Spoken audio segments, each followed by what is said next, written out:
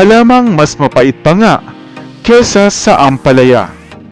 Ganito kung ilalarawan ang halamang makabuhay. Narinig mo na ba ang halamang ito? Napakapait na halaman na maaari mong ang matikman, subalit nag-uumapaw naman pala sa mga herbal na kakayahan. Hello, what's up? Your best here. Sa videong ito ay alamin natin ang mga natatanging gamit at husay ng halamang ito. At bakit nga ba tinawag nila itong makabuhay? Nakakita ka na rin ba ng halamang makabuhay? Isang klase ng baging na maaaring tumaas o humaba ng hanggang 4 o 10 metro at nagtataglay ng makakapal na katawan na animungay mayroong mga bukol-bukol sa katawan nito. Ang mga dahon naman nito ay hugis puso, makakapal at makintab kung tatamaan ng sikat ng araw. Ganito naman ang itsura ng bunga nito. Kilala ang makabuhay hindi lamang dahil sa pait nitong taglay, kundi sa mga gamit at husay nito bilang lunas sa ating mga karamdaman. Ang halamang makabuhay ay isang anti-malarial, parasiticide, antioxidant, antimicrobial, at anti-diabetic.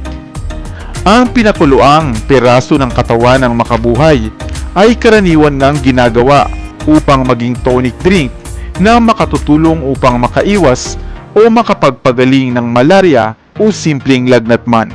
Subalit hindi lamang iyan ang maaari mong pagkagamitan ng halamang makabuhay. Ang 40 gramo ng dahon at katawan nito ay maaari mong ang pakuluan sa isang pint ng tubig at karaniwang ginagamit na sangkap sa paggawa ng ilang alak. Ang katas naman ng dinurog nitong katawan ay maaaring gamiting panlunas sa mga sugat at sakit sa balat, gaya ng buni. Ang munting putol ng katawan nito ay maaari namang ibabad sa langis at gawing panghaplas para sa mga bata na dumaranas ng kabag. Ihalo ang kunting piraso ng katawan ng makabuhay sa langis ng niyog. Ilagay ito sa bote at pagkatapos sa ibilad sa araw sa loob ng 5 hanggang 7 araw. Ang isang ito ay mainam na panlunas upang haplas para sa pananakit ng tuhod o arthritis. Mainam ring panghugas o panglunas sa mga dumaranas ng alipunga ang katawan ng makabuhay. Magpakulo ka lamang ng katawan nito at ito ang gawing tubig na panghugas sa paa. Kung ang mga babae naman ay mayroong irregular na buwan ng dalaw, ay mainam rin itong inumin na makatutulong din upang madaling mabuntis.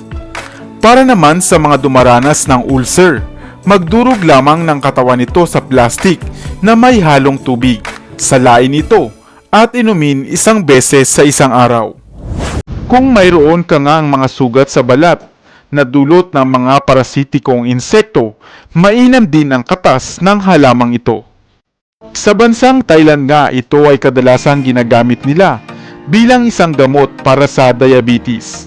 At minsan nagsisilbi pa nga itong pampagana o appetizer sa kanilang pagkain.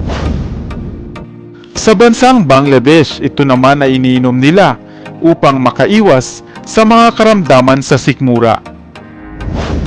Mahusay ding gamit ang katas ng katawan nito sa pagtatanim ng palay. Kanila itong ginagawang insecticide na ini-spray sa mga halamang punla bago ito ilipat sa mga taniman. Ang katawan, dahon at buto nito ay labis na kapaki-pakinabang. Subalit, titiisin mo nga lamang ang pait nitong taglay. Sa ilang pagkakataon nga ay ginagamit rin ito ng mga nanay upang atasin ang kanilang mga sanggol.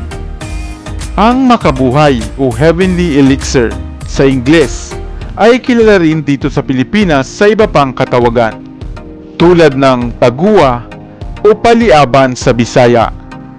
Kaya kung may makita ka ngang nagtitinda ng katawan nito, ay bumili ka na dahil sa mga liblib na kagubatan lamang madalas itong makita at sa panahon ngayon, ito ay bibihira na nga lamang. May alam ka pa bang ibang gamit ng halamang makabuhay? Sana ay may bago kang natutunan sa videong ito. Pamilyar ba kayo sa halamang ito na kung tawagin nga ay pakpaklawin? Isang klase ng pangkaraniwang halamang damo na makikita nga sa kagubatan at minsan ay sa mga puno ng niyog sa kapatagan. Subalit hindi batid ng karamihan na napakahusay pala nito at marami nga ang pwede mong pagkagamitan. Hello, what's up? Your best here. Nakakita ka na ba ng halamang ito na madalas nga ay nakadikit sa mga puno? Partikular na sa puno ng niyog. Ang halamang pakpaklawin. Halika at isa-isahin natin ang mga benepisyo nito sa kalusugan ng tao. Ginagawang pang-display, ginagawang parol, ginagamit sa mga ginagawang costume o proyekto sa eskwelahan. Ilan lamang iyan sa mga popular na pinagkakagamitan ng halamang pakpaklawin. Ang pakpaklawin o Drinaria quercifolia ay isang klase ng halaman sa hanay ng mga Polypodiaceae. Kilala nga ito sa iba pang mga katawagan tulad ng paypayamo sa Katagalugan, baga-baga sa Pampanga, kabkab sa Bicol, kabkaban sa Bisaya, kapakapa sa Ilocano, usaga sa Igorot at basket fern naman sa wikang Ingles. Isang halaman na madalas mo ngang mamamataan lamang o makikita sa mga probinsya. Subalit hindi batid ng karamihan ang mga pwede pa pala nitong paggagamitan. Simulan natin sa ugat nito. Ang isang basong bahagi ng pinatuyong ugat ng pakpaklawin ay maaari mo ngang pakuluan sa 3 o 4 na basong tubig at hayaan itong maging ganap na 2 baso na lamang. Maaari mo itong inumin sa buong maghapon. Mabisa itong panlunas sa mayroong bulate sa tiyan, lagnat at sa mga nagtatae at mayroong kasamang dugo.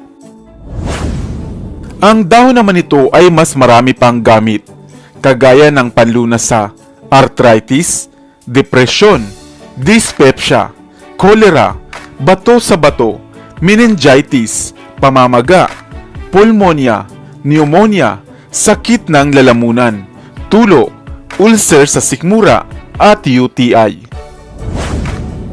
Magpakulo ka lamang ng isang basong pinong dahon ng pakpaklawin, tuyo man ito o sariwa, sa 3 baso ng tubig. Matapos itong kumulo na ay maaari mo na nga itong palamigin at inumin habang maligamgam pa at ubusin lamang ito sa loob ng 1 araw. Ang inuming ito ay pwede kahit sa bata, basta 1 taon lamang pataas, at maging sa inang nagpapadede, basta siguruhin lamang na ang sanggol ay 1 taon na pataas. Ngunit mahigpit itong ipinagbabawal na inumin, lalo na nga ng mga nagbubuntis. At kung kayo ay mayroong ibang iniinom na mga maintenance na gamot, kumonsulta muna sa inyong doktor bago ito isagawa. Hindi ba't nakamamanga ang halamang pakpaklawin? Pang-display na ay nakagagaling pa pala. Sa inyong probinsya, ano naman ang lokal na tawag sa halamang ito? Sana ay may bago kang natutunan sa videong ito. Iwan ka naman ng comment sa comment section sa ibaba. I-like at i-share mo na rin para naman sa kaalaman ng iba. Dito na sa Best TV, tayo ay matuto. Utak mapuno ng bagong kaalaman. Dito na sa Best TV, tayo ay lumibot. Lihim na mundo ay ating matuklasan. Dito yan sa Best TV, dito yan sa Best TV, dito yan sa Best TV. Sapagkat ang mga laki may alam. Dito yan sa Best TV. Tara bes, sabay-sabay tayo na matuto. Pagkat dito sa mundo lamang ang siyang marunong. Ating utak salina ng panibagong dunong. Mga bagay na sa buhay ay makakatulong. Mga sikretong kalikasan para kung sakali alam mo ang kaligtasan.